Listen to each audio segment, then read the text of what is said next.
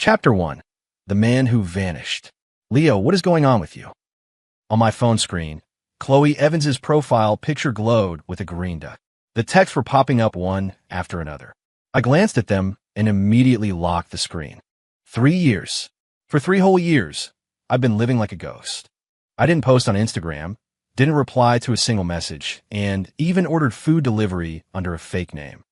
As far as anyone was concerned, Leo Carter was dead, including her, Chloe Evans, the woman I'd had a secret, all-consuming crush on for 3 years. That night 3 years ago, I finally worked up the nerve to tell her how I felt. Her response was a breezy, "Can we just be friends?" In that moment, I felt like the world's biggest joke. After that, I vanished from her world completely, and now she was suddenly trying to talk to me? Leo, I know you're seeing these. Why are you ignoring me? I went to your old place. Your mom said you moved. Where did you go? Reading the messages, a strange sense of satisfaction washed over me. 3 years later, and now she was panicking. Too little, too late. I was doing great now. I made a small fortune day trading, bought a condo on the east side, and was living a life of total freedom.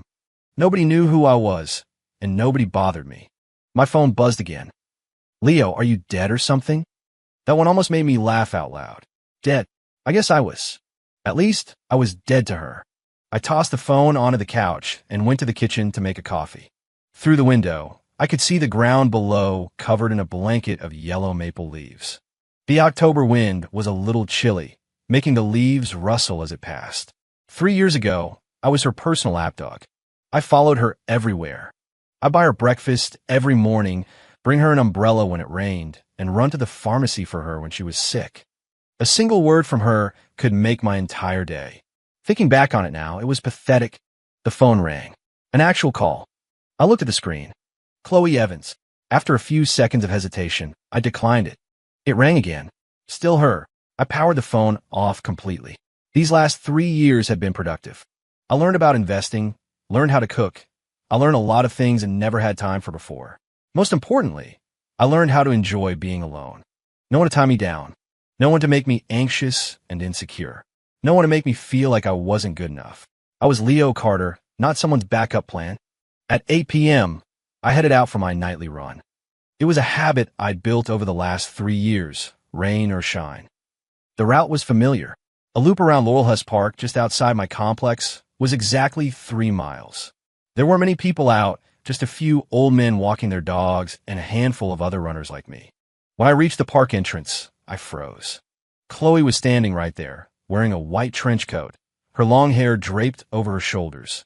I hadn't seen her in 3 years. She looked even more beautiful, but there was something in her eyes I couldn't place. When she saw me, her eyes lit up instantly. Leo! She started running toward me. I turned and sprinted away. Leo! Stop! Her voice called out from behind me, but I was faster. 3 years of running had paid off. I quickly left her behind. Back in my apartment, I leaned against the door, breathing heavily. My heart was pounding, but I wasn't sure if it was from the run or from seeing her. How did she know I lived here? I turned my phone back on. A flood of messages poured in. Leo, I saw you. Why did you run? We need to talk. Tomorrow night, 7 o'clock. Same spot at the park. If you don't show up, I'll wait for as long as it takes. I stared at the texts, a storm of emotions churning inside me. 3 years, and she'd finally found me. But was I the same person I was 3 years ago? Chapter 2. Her Persistence. The next day was Saturday. I spent it at home, reading as usual. My bookshelves were filled with works on market analysis, psychology, and philosophy. For 3 years, I'd poured all my energy into learning and self-improvement. At 4 in the afternoon, my doorbell rang. I looked through the peephole and saw a delivery driver. Package from Mr. Carter. I took the package and glanced at the sender info. It was blank. Tearing it open, I found a sleek box inside. It was a watch. It was the exact model I'd wanted 3 years ago, but could never afford. Underneath, it was a small note. Leo, this is the birthday present I owe you. Chloe. I remembered. 3 years ago, on my birthday, she'd said she was getting me a gift, but then it never happened. I couldn't believe she still remembered. My phone buzzed with a new text. Did you get it? It took me a long time to find that model. I promised I'd get it for you. I just never got the chance. I placed the watch back in its box and didn't reply. At 5, I headed to the gym. This was another one of my habits, 3 times a week without fail. The gym wasn't crowded. I started on my usual workout routine. 3 years of dedication had transformed my body. I was no longer the skinny college kid I used to be. Leo. A familiar voice made me pause mid-rep. I turned to see my old college roommate, Mark Davis. Holy crap, it really is you, Mark said, his face a picture of shock.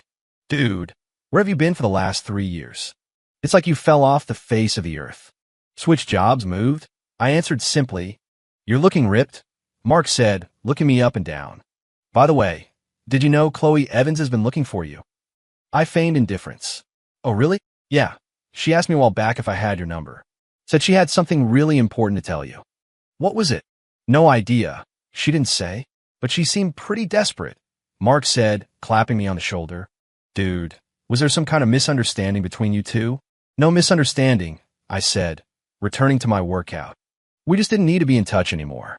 Mark looked like he wanted to say more, but he saw the look on my face and shut his mouth. At 6:30, I left the gym. I had half an hour until the time she'd set, but I had no intention of going. Let her wait, just like she made me wait 3 years ago. I went home, showered, ate a quick dinner, and sat down on the couch to watch TV. At 8, my phone lit up. Leo, you're not coming? I'm going to keep waiting. 9 o'clock. I've been waiting for 2 hours. Leo, you've really changed. 10 o'clock. I know you're not coming, but I had to try. I'll be back tomorrow. 11 o'clock. Headed home now. Good night, Leo. Reading her messages, I felt something I couldn't quite name. Did she really wait for 4 hours? The next evening, I deliberately took a longer running route to avoid the park.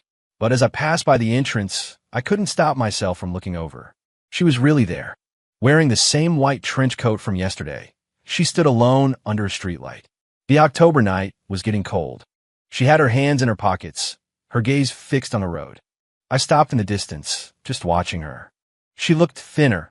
Her face wasn't as round as it used to be.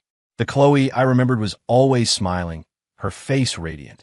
The woman standing there now just looked tired. At 8:10, I saw her pull out her phone, probably sending a text. A moment later, mine buzzed. Leo, you're nearby, aren't you? I know you're watching me. Please come out. Let's just talk. I didn't move, just kept watching from afar. 9 o'clock, then 10. She was still there. Finally, I couldn't take it anymore. I walked over to her. What's the point of this? She spun around at the sound of my voice, her eyes shining. Leo. She started toward me, full of excitement. I knew you'd come. I was just passing by. I said, keeping my distance. Say what you have to say. I need to get home. Her face fell, but she quickly composed herself. I want to ask you why you disappeared for 3 years. There's no reason. Was it because I rejected you? I didn't answer. Leo, do you have any idea how hard I looked for you? Her voice cracked. I thought something terrible had happened to you. What could have happened to me? I said coldly. I'm doing great. Then why didn't you answer my messages? I didn't see the point.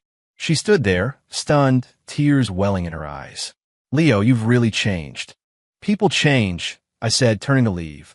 The Leo Carter from 3 years ago is dead. Then who are you now? She called after me. I didn't look back. A stranger. Chapter 3. The unthinkable news. For the next few days, Chloe didn't text me.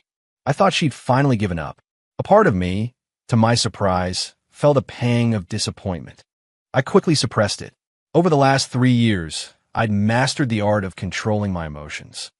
On Wednesday morning, as I was analyzing stock charts, my doorbell rang unexpectedly. Through the peephole, I saw a middle-aged woman who looked vaguely familiar. After a moment, I realized it was Chloe's mother. I hesitated, then opened the door. Mrs. Evans. Leo, she said, her eyes instantly turning red the moment she saw me. You boy, how could you just disappear like that? We've been looking everywhere for you. How did you find me? Chloe told me. She stepped inside, her eyes scanning the apartment. This is a nice place. Did you buy it yourself? Yes. Mrs. Evans sat on the couch, her expression a complex mix of emotions. Leo, I need to talk to you. Okay. Chloe, she's sick. My heart tightened. What kind of sick? Leukemia, she said, tears streaming down her face. She was diagnosed 6 months ago. The world started spinning. I was completely stunned. The doctor said that if we can't find a suitable donor, she might. She might only have a year. Why didn't anyone tell me sooner? My voice trembled. She didn't want us to tell anyone, especially you, Mrs. Evans said, wiping her tears. But Leo, do you know what? For the past 6 months, she's been looking for you. Why? She said there were things she needed to say to you. Before it was too late. I sat frozen on the couch, my mind a chaotic mess. Leukemia? How was that possible? She always looked so healthy, so vibrant. Which hospital is she in? OHSU Hospital, 6th floor oncology wing, Mrs. Evans said, taking my hand. Leo, will you please go see her? I nodded. After her mother left, I just sat there, staring into space. Leukemia. 1 year left. Suddenly, my 3 years of playing dead felt utterly ridiculous. I thought I was being strong, that I had moved on. Turns out, I was just running away. And the first thing she did when she found out she was sick was look for me. Why? At 2 in the afternoon, I arrived on the 6th floor of the hospital. The oncology wing was quiet, the air thick with the smell of antiseptic. I found the nurse's station and gave them Chloe's name. Room 608, the nurse said, but it's quiet hours now, so please be mindful. I walked to room 608 and looked through the small window in the door. There were 2 beds inside. A person was lying in the one by the window. She was asleep, her face pale, paler than I had ever seen it. Her once thick, dark hair was thin now, covered by a pink beanie. Could this really be the same radiant Chloe? I stood at the door for a long time, unable to bring myself to push it open. You must be Leo Carter. A voice came from behind me. I turned to see a man my age in a white coat. He had to be a doctor. And you are? I'm her oncologist, Dr. Chun, he said, extending a hand.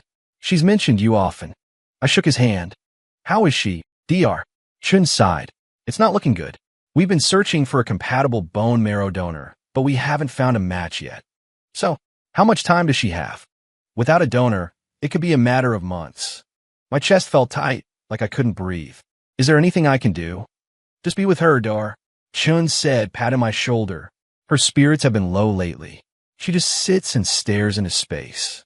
Ever since she found out you were alive and well, she's been waiting every day for you to visit. She didn't tell you the truth, did she? Dr. Chun looked at me. She doesn't want anyone's pity.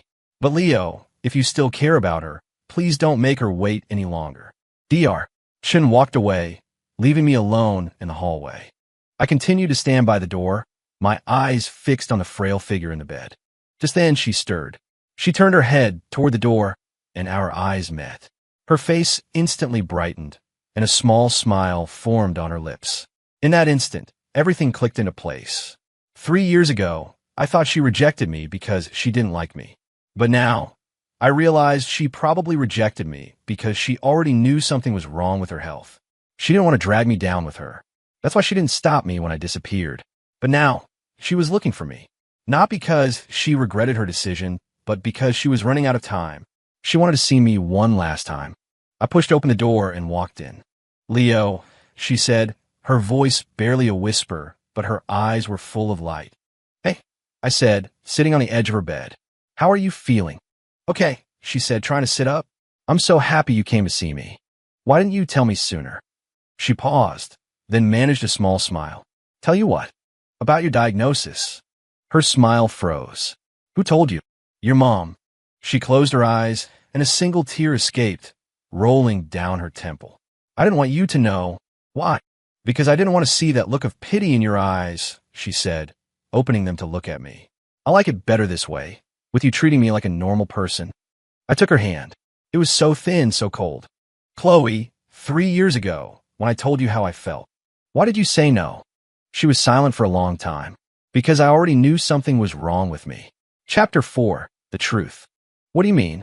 I squeezed her hand tighter. Chloe took a deep breath. 3 years ago, I was already feeling tired all the time, catching colds easily. I went to the doctor a few times, and they said my blood work was a little abnormal. They told me to come back for regular checkups. They suspected it was leukemia back then. They said it was a possibility, she replied, her voice eerily calm. So when you told me you loved me, I couldn't say yes. I didn't want you to be with someone who could get sick at any moment. My heart felt like it was being torn apart. You went through all of this alone for 3 years. I had my family, she said with a faint smile. It wasn't that bad, really. After I was officially diagnosed, I actually felt relieved. At least I wasn't afraid of the unknown anymore. So why look for me now? She turned to look out the window. Because I wanted to see you one last time. And I wanted to apologize. Apologize? I know I hurt you when I rejected you. I made you disappear for 3 years. She turned back to me, her eyes filled with regret. If I had told you the truth back then, would you have been in less pain? I shook my head. I wasn't in pain because you rejected me. I was in pain because I thought I wasn't good enough. You're good enough, Leo. You're better than anyone. If I was so great, why didn't you give me a choice? I stared directly into her eyes. What right did you have to decide for me whether or not I could handle the truth? She was speechless. I love you, Chloe. I love you enough to do anything for you, to endure anything for you. But you didn't even give me that chance. You thought you were protecting me, but you were really protecting yourself. You were afraid to see me suffer for you, afraid to see me regret it. Tears streamed down her face. I just didn't want to be a burden. A burden. I tightened my grip on her hand. Being with the person you love, even for a single day, is better than a lifetime of being alone. The only sound in the room was the soft beeping of the medical monitors. Leo, is there any point in saying all this now? She whispered, wiping her tears. I don't have much time left. Who says? The doctor said if they can't find a donor, then we'll find one. I cut her off. Medical technology is so advanced now. There has to be a way. She gave a bitter smile. You think I haven't tried? We've searched almost every donor registry in the country for the last 6 months. Then we keep looking, I said, standing up. I'm going to get tested. Leo. And my parents, my friends, everyone I know, I said, walking toward the door. You wait here. Leo, she called after me. The chances of a match are tiny. I stopped and turned back to look at her. So what? Even if there's only a 1 in a million chance, I have to try. Why would you do this? Because I love you, I said, my voice unwavering. I loved you 3 years ago. I love you now, and I will always, always love you. With that, I left the room. In the hallway, Dr. Chen was doing his rounds. He saw me and walked over. How did it go? I want to get tested for a match. All right, I'll take you down to the lab to get your blood drawn, he said, leading the way. But you need to be prepared. The probability of a match is very low. I know. The blood draw was quick. Dr. Chen told me the results would take 3 days. When I got back to the room, Chloe was reading. She put her book down when I walked in. All done. Yeah. I sat down by her bed again. What are you reading? She held up the book. Man's Search for Meaning. Seeing the cover, my heart felt heavy. Why that book? I wanted to understand what it means to really be alive, she said with a soft smile. I used to think I had all the time in the world, so I never really thought about it. Now that I don't have much time left, a lot of things are becoming clearer. Like what? Like, I should have told you the truth sooner, she said, looking at me. And I should have been braver and given us a chance. It's not too late. Leo, what if you're not a match? Then we'll find another way. What if there are no other ways? I was silent for a moment. Then I'll stay with you until the very end. Her tears started falling again. You're such an idiot. I'd rather be an idiot, I said, taking her hand. Chloe, let's give us a chance. No matter how much time we have left, I want to be with you. She looked at me, her eyes a mix of hesitation, fear, and a glimmer of hope. If my time really is short, will you regret this? Never. If I get ugly, if all my hair falls out, will you be disgusted by me? Never. If I die, will you be in a lot of pain? I didn't answer right away. After a long pause, I said yes. But that pain would be nothing compared to the pain of losing you. She closed her eyes, tears flowing freely. Leo, I'm scared. Of what? Of dying, and of being a burden to you. I gently wiped her tears away. Don't be scared. Whatever happens, I'm right here with you. In that moment, I saw the hesitation in her eyes disappear, replaced by a resolve I had never seen before. Okay, she said, squeezing my hand. Let's be together. The sun was setting outside, filling the hospital room with a warm, gentle light. 3 years of waiting, 3 years of hiding. It all finally had an answer. Whatever lay ahead, at least we wouldn't be facing it alone. Chapter 5. The Time We Had. In the days that followed, I spent nearly all my time at the hospital. I talked with Chloe in the morning, and in the afternoon, while she rested, I'd sit by her side reading or managing some of my investments. I'd go home at night to shower and change, then come right back the next day. You can't keep coming to the hospital every day like this. What about your work? I'm mostly investing now, so my schedule is flexible, I said, closing the financial magazine I was reading. Besides, being with you is more important than anything. A light blush colored her cheeks. We just got together, and you're already attached at the hip. What are we going to do with you? I plan on being attached at the hip forever, I said, taking her hand. I've already wasted too much time these past 3 years. What did you do all that time? Studied, worked out, invested, I said simply. I just wanted to become a better version of myself. For what? At first, it was to prove a point. But later, I paused. Later, I realized it was still for you. She looked at me, her eyes filled with a complex emotion. Leo, have you ever wondered what would have happened if I hadn't rejected you back then? We'd probably be married by now, I said after a moment of serious thought. We'd have our own house, commute to work together every day, and go grocery shopping on the weekends. That sounds nice. It's not too late, I said, looking at her. We still have time. She smiled but didn't say anything. Just then, the door opened, and a girl in her early 20s walked in, carrying a bouquet of flowers. Chloe, the girl said, placing the flowers on the nightstand. How are you feeling today? Better, Chloe said. This is my roommate, Wendy. Wendy, this is Leo. Oh, so you're the legendary guy who vanished for 3 years, Wendy said, looking me over. You're definitely handsome. No wonder our Chloe couldn't stop thinking about you. Wendy, Chloe's face turned red. I was a little surprised. She talked about me? Talked about you. She practically mentioned you every day, Wendy said, sitting in the other chair. For the last 3 years, she took every chance she got to ask about you. When you changed your number, she had friends go ask around at our old university. When you moved, she had your roommate try to find your new address. Wendy, that's enough, Chloe said, clearly embarrassed. Why? It's the truth, Wendy continued. She even learned how to cook, said she wanted to make you a meal when she found you. And what did you do? You, the heartless one, hid for 3 years. I looked at Chloe, who was staring at her lap, the tips of her ears bright red. You know how to cook now? Just a few simple dishes, she mumbled. You can make them for me when you get out of the hospital. Okay, she whispered, her voice even quieter.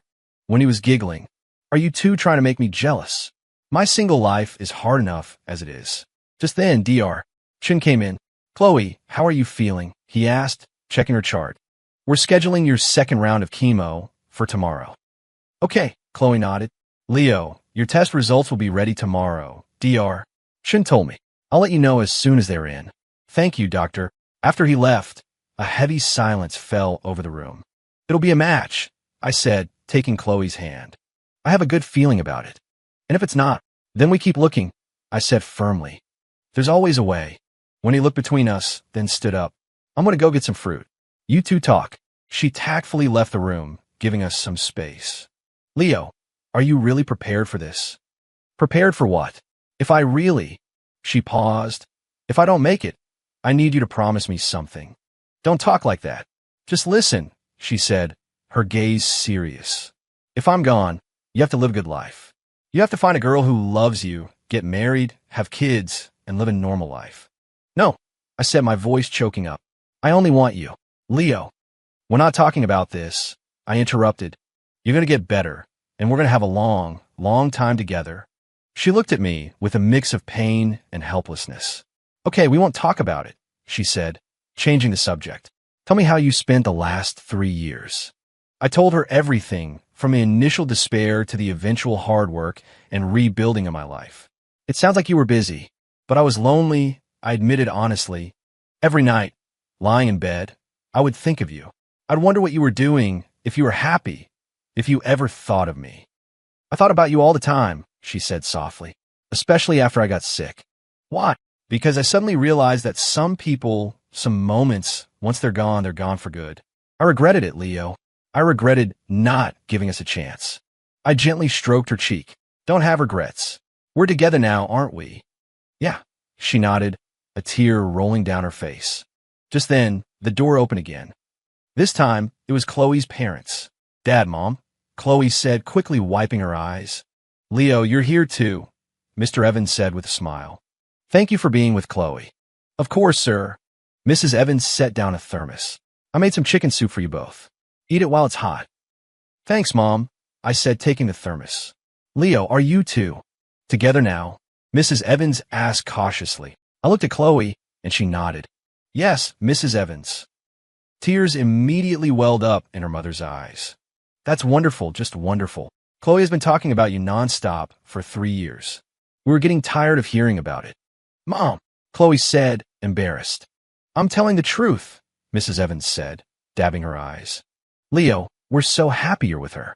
Mr. Evans was emotional too. Leo, please take care of Chloe. Mr. and Mrs. Evans, you don't have to worry, I said, standing up and speaking earnestly. No matter what happens, I will always take care of her. That evening, I stayed late at the hospital with her parents. Seeing their family together, so full of warmth, made my heart ache. If it weren't for this illness, they would be such a happy family. The next morning, Dr. Chen found me. Leo, the results are in. I looked at him, my heart pounding in my chest. I'm very sorry. You're not a match. I felt my entire world collapse. Is there anything else we can do? We'll continue to search the donor registries, Dr. Chun said, patting my shoulder. Don't give up. There's still hope. I walked back to the room. The moment Chloe saw my face, she knew. It's okay, she said, trying to comfort me. We'll figure something else out. I'm sorry, I whispered, taking her hand. I couldn't help you. Don't say that, she said with a small smile. Just having you here with me is the biggest help of all. In that moment, I made a promise to myself. No matter what it took, I was going to save her. The news that I wasn't a match was a devastating blow, but I refused to give up.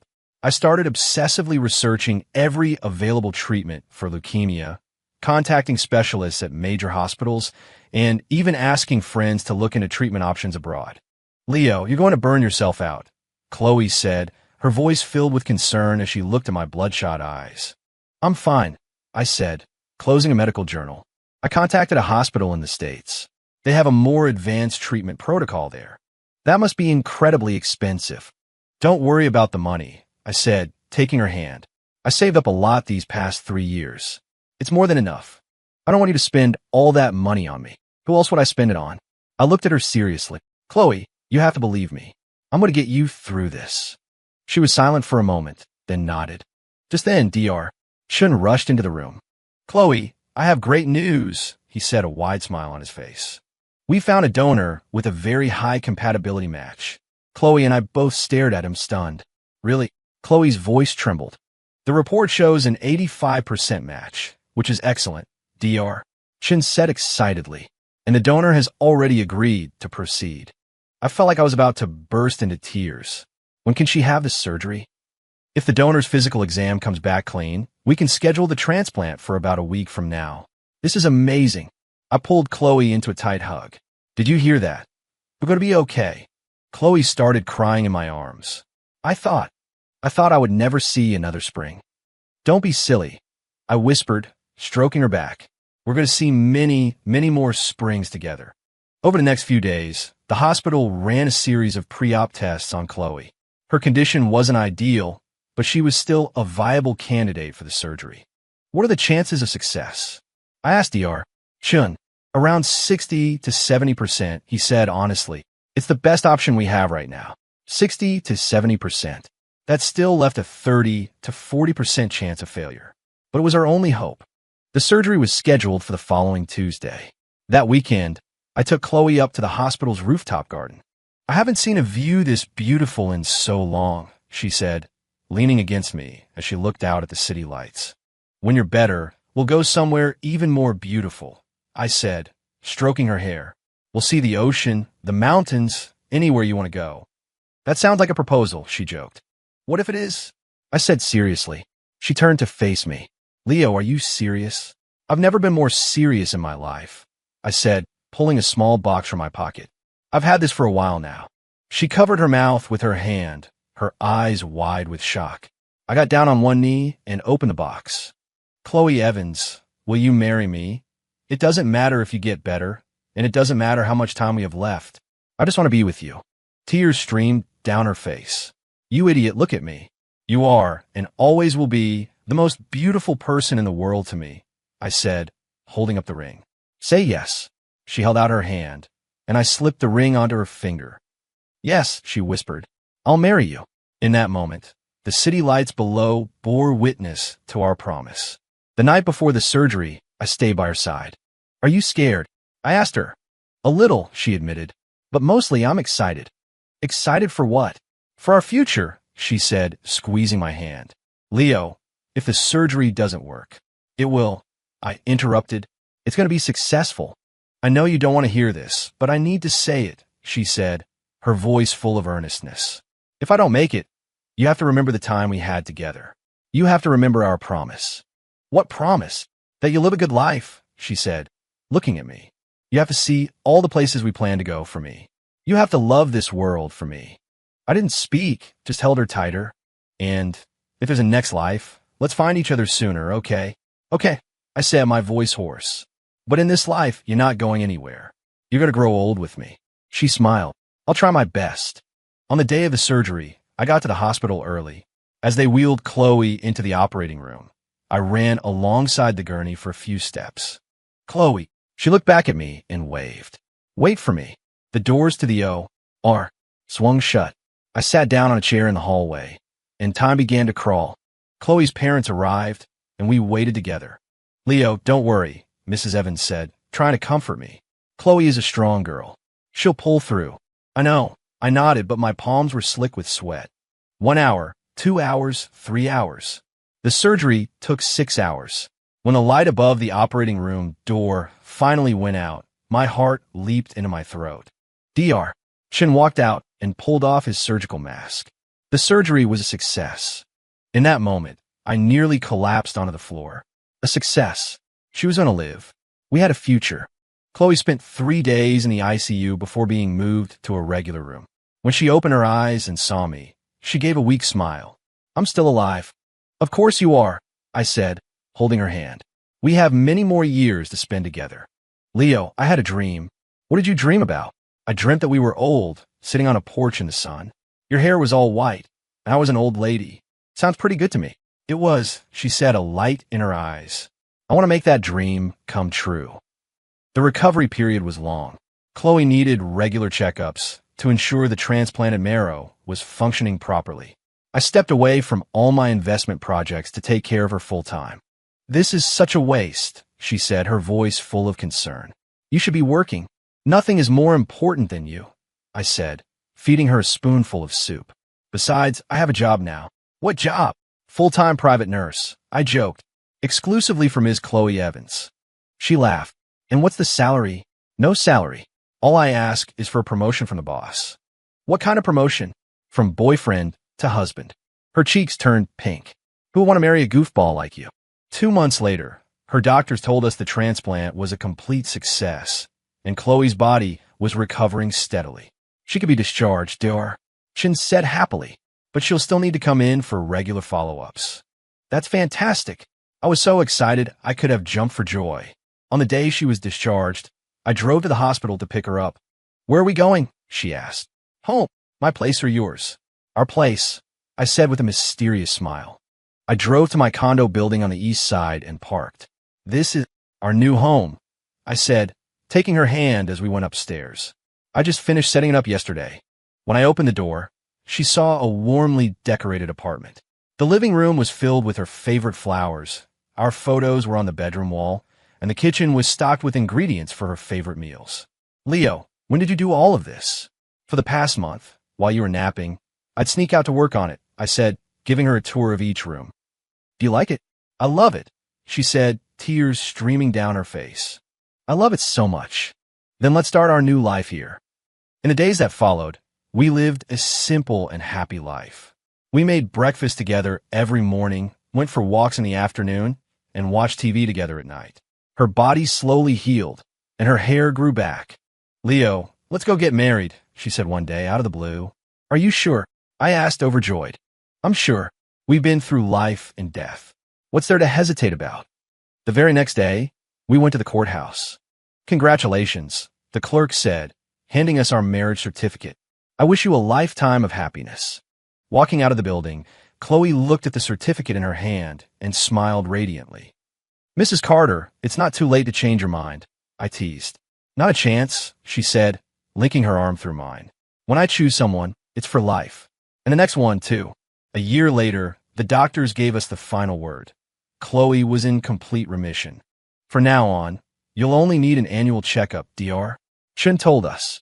You can live a completely normal life. That night, we opened a bottle of red wine at home to celebrate. Thank you, Leo, she said, leaning against me. Thank you for not giving up on me. It was you who didn't give up on yourself, I said, kissing the top of her head. You're the one who taught me what real courage looks like. So, is this our happily ever after? No, this is just the beginning, I said, looking at her. Our story is just getting started. Another year passed, and Chloe got pregnant. The doctor says the baby is perfectly healthy, she said, holding the ultrasound picture, her face glowing with happiness. Really, I was so excited I picked her up and spun her around. We're having a baby. Be careful, you big goof, she laughed, patting my shoulder. Put me down. On the day the baby was born, I waited outside the delivery room for 8 hours. When a nurse came out holding a tiny bundle, I was in a complete daze. It's a girl, and she's very healthy, the nurse said. I carefully took the baby, looking at the tiny life in my arms, and I couldn't stop the tears from falling. Thank you, I said to a tired but blissful Chloe lying in a hospital bed. Thank you for giving me this perfect life. I should be thanking you, she said, taking my hand. None of this would be possible without you. We named our daughter Lily Carter, hoping she would be like a rainbow after the rain, bringing beauty to the world. Now, we've been married for 3 years. Chloe is healthy, we have her daughter, and we bought a bigger house downtown. Whenever I think back to my ghosting days, I have to laugh. If I hadn't chosen to run away, if I had known the truth sooner, could we have avoided so much pain? But maybe it was because of everything we went through that we cherish each other so much more. Leo, what are you thinking about? Chloe asked, walking out of the kitchen with Lily in her arms. I was just thinking about our story, I said, taking our daughter. From a secret crush to true love, from sickness to health, from being apart to being reunited. And what do you think of the story? I looked at her, then at the child in my arms, my heart full of gratitude. It's perfect. Yes, it was perfect. The journey was difficult, but the ending was better than anything I could have ever imagined. Sometimes, disappearing isn't about running away, but about being reborn. Sometimes, missing out isn't a regret, but a prelude to a more precious reunion. And love is choosing to believe in hope, even in the darkest of times. Chapter 8. An unexpected discovery in our 4th year of marriage. While sorting through old photos, I stumbled upon a secret. Chloe, when was this picture taken? I asked, holding up a photo of her in the hospital. She glanced at it, her expression turning slightly guarded. Oh, just some random picture. But the timestamp says it was taken 4 years ago, I said, looking closer. We hadn't even reconnected by then. She was quiet for a moment. Leo, there are some things I never told you. What things? I actually got sick much earlier than you think, she said, sitting on the couch. I started chemo 4 years ago. I stared at her, shocked. You mean? Well, I came looking for you. I had already been in treatment for 6 months, she said, looking down. At that point, the doctors had told me I had a year to live at most. Why didn't you tell me? Because I didn't want you to think I was using your sympathy to get you back, she said, looking up at me. I wanted you to come back because you loved me, not because you pitied me. I walked over and wrapped my arms around her. You're ridiculous. You're not mad that I hid something so important? I'm only mad that you had to bear all of that alone, I said, holding her tight. If I had known, I never would have let you face it by yourself. Well, you know now, she said, smiling into my shoulder. And we got through it. Just then, Lily ran over and hugged our legs. Mommy and Daddy are hugging. That's right, we are, I said, picking her up. Does Lily want a hug too? Yes, the 3 of us hugged, a small, perfect circle of warmth. Daddy, why is Mommy crying? Lily asked, noticing the tears in Chloe's eyes. Because Mommy is very, very happy, I answered for her. Then I want to cry from happiness too, Lily said, squeezing her eyes shut dramatically. We both laughed. That night, after Lily was asleep, Chloe and I sat on the balcony. Leo, Have you ever wondered what would have happened if I had actually died? Don't say things like that. I'm serious, she said, gazing at the stars. Sometimes, the happiness we have now feels so unreal, like a dream. Then let's never wake up, I said, taking her hand. Let's stay this happy forever. Do you think our daughter will find our story legendary? She'll know when she's older, I mused, but I hope her love life is a lot smoother than ours. Why? Because earning happiness through so much pain is just too hard, I said, looking at her. I want her to simply find someone who loves her and be simply happy. You have a point, Chloe smiled. Our story was a bit of a roller coaster. The next day, I got a call from Mark Davis. Leo, my man, it's Mark, your old college roommate. Of course, I remember. What's up? I'm getting married, and I'd love for you and your wife to come. For real? Congratulations, I said, genuinely happy for him. When is it? Next Saturday. I'll text you the address. Mark paused. Hey, just a heads up, a lot of people from our class will be there, including some you might not want to see. What do you mean? You know, some of the guys who gave you a hard time back then. Mark said, sounding concerned. Maybe you guys shouldn't come. Why not? I laughed. It's not like I have anything to be ashamed of. All right, man. Well, I hope to see you there. After hanging up, Chloe asked, who was that? Mark Davis, my old roommate. He's getting married and invited us. Are we going? We're going, I nodded. It's time for those people to see how the guy they laughed at is doing now. On the day of the wedding, we went with Lily. The hotel was filled with familiar faces from college. Leo Carter? Someone recognized me. Is that really you? Where have you been all these years? Just busy with work? I replied simply, this must be your wife. She's beautiful. Another said, looking at Chloe with envy. Thank you, Chloe said with a polite smile. And is this your daughter? She's adorable, someone else cooed at Lily. Leo, I heard you're in finance now. Making good money? Someone pried. Doing okay. So, where are you living these days? Downtown. A crowd was starting to form. Everyone curious about the classmate who had vanished years ago. Leo Carter. A loud voice cut through the chatter.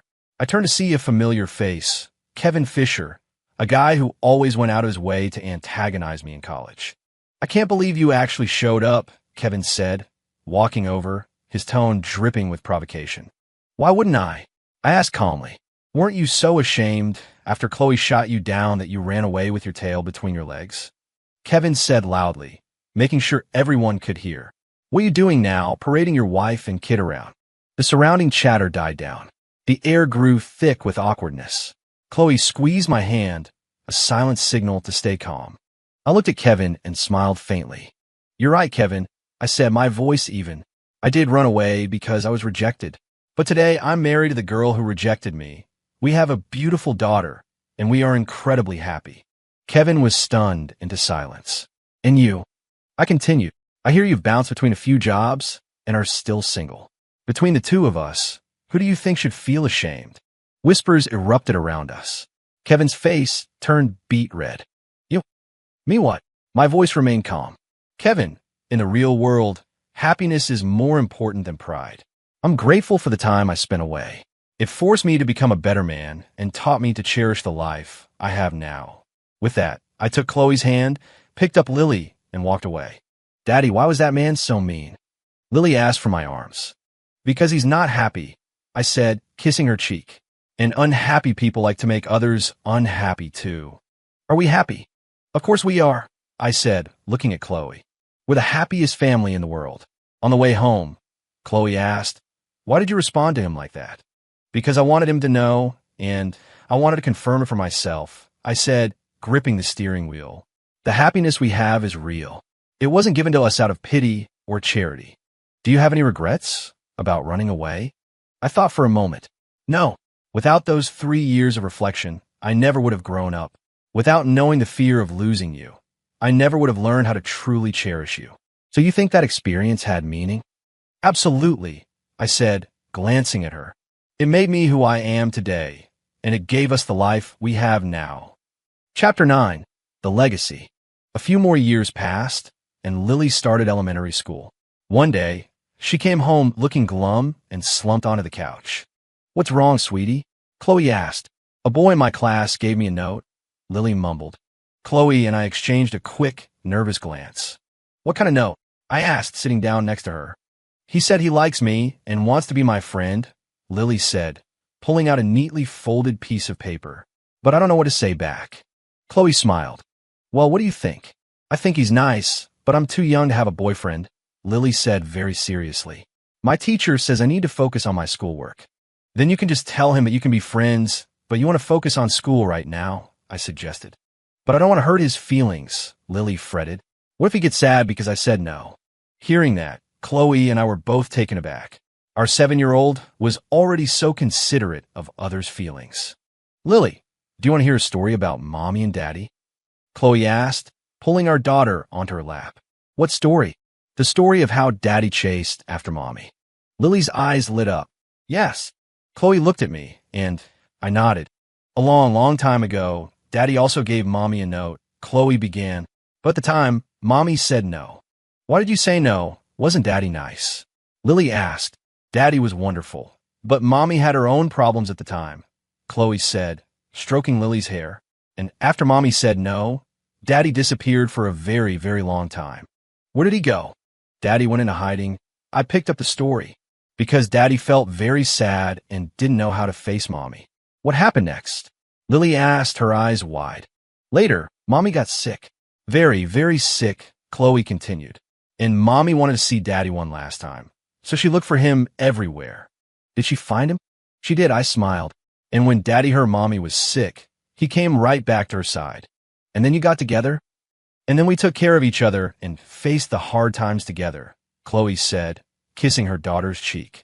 Finally, Mommy got better, we got married, and we had our wonderful Lily. Lily listened intently. After a moment, she asked, so, did Daddy regret rejecting Mommy? Mommy rejected Daddy. I corrected her gently. Oh, did Mommy regret rejecting Daddy? Chloe thought for a moment. Yes, I did. But I also learned that sometimes saying no isn't because you don't like someone. Sometimes it's just not the right time. So what should I do about the boy? Lily asked. Tell him the truth, honestly, I said.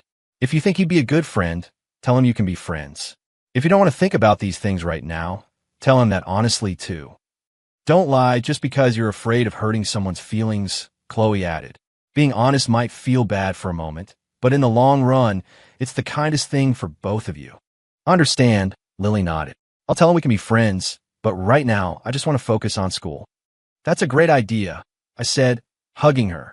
You're such a thoughtful girl. Daddy, your story means that sometimes being apart isn't a bad thing, right? Chloe and I were amazed at her understanding. That's right, Chloe said. Sometimes a little time apart is just what you need for a better reunion. So if the boy and I are friends now, maybe we'll be like you and Mommy when we grow up, Lily said with innocent conviction. We both laughed. The next day, Lily wrote a very serious reply to the boy. In her childish script, she wrote, I think you are a nice person and we can be friends, but I am still little and want to study hard. When we are all grown up, we can think about other things. I'm so proud of you, Lily, Chloe said, looking at the note, her eyes shining. She's way more mature than we were, I remarked. That night, Chloe and I were talking in our room. Do you think it was too soon to tell Lily our story? She asked. No, I shook my head. It's better for her to know what real relationships are like than to get hurt, because she's naive. You're right, Chloe said, leaning on my shoulder. I just hope her path to love is easier than ours.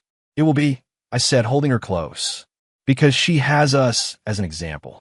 She knows what real love is, and she knows who is worth waiting for. Leo, do you think our story has a happy ending? It's a perfect ending, I said without hesitation. The journey was rough, but the destination is perfect. If you could go back, would you change anything? I thought for a long time. I wish I had understood what you were going through sooner. Then you wouldn't have had to suffer so much on your own. Me too, she whispered into my chest. If I could do it over, I would have been braver and told you the truth from the start. But if we changed those things, would we still be who we are today? I asked. Probably not, she considered. Those experiences shaped us. They made us into the people we are now. So let's not regret the past. Let's just cherish the present. Okay, she nodded. Cherish the present and look forward to the future. Moonlight streamed into the room, bathing us in its soft glow. 10 years ago, I thought our story was over. 5 years ago, I thought it was just beginning. Now I know our story will never end. It will continue through our daughter and through her children, passed down from one generation to the next. Love isn't a fairy tale. It involves pain, suffering, separation, and reunion. But that's what makes it precious. That's what makes happiness so sweet. I once chose to play dead, thinking I could escape the pain. But now I know that true courage isn't about running away.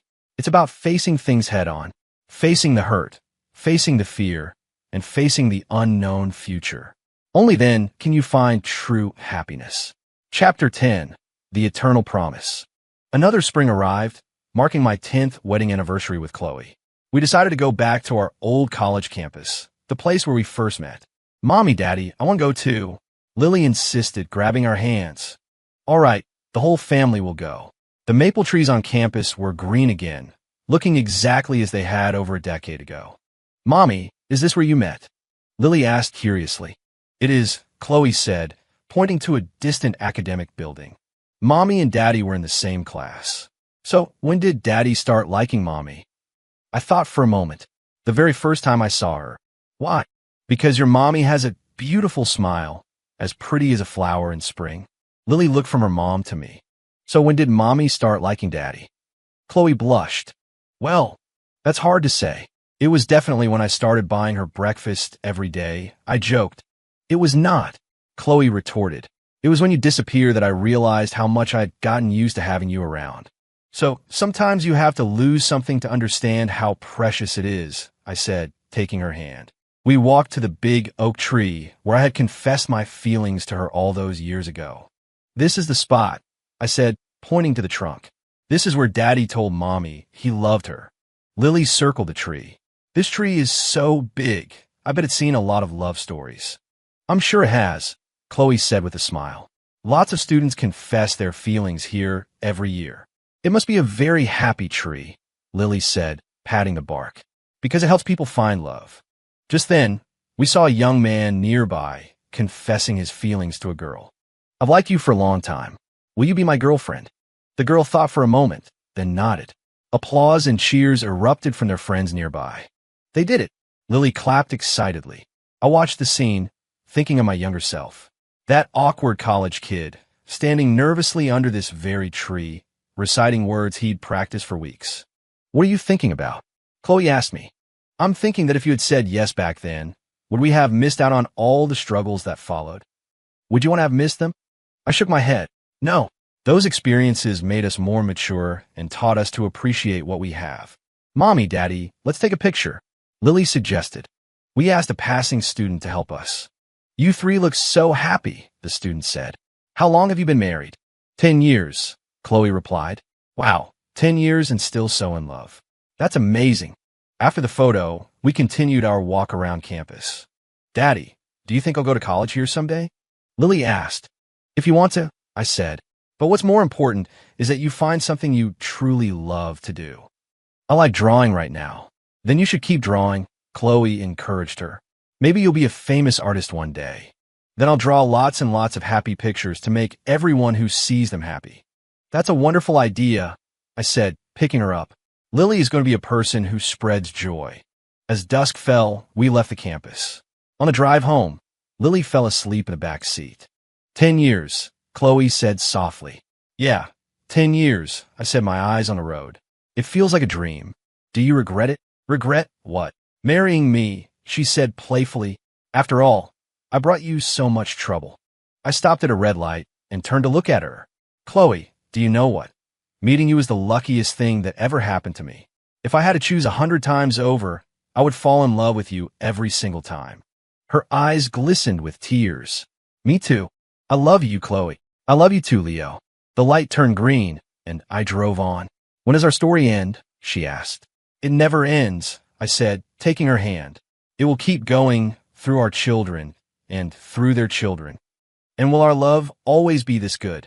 It will, I said firmly, because we've already been through the worst.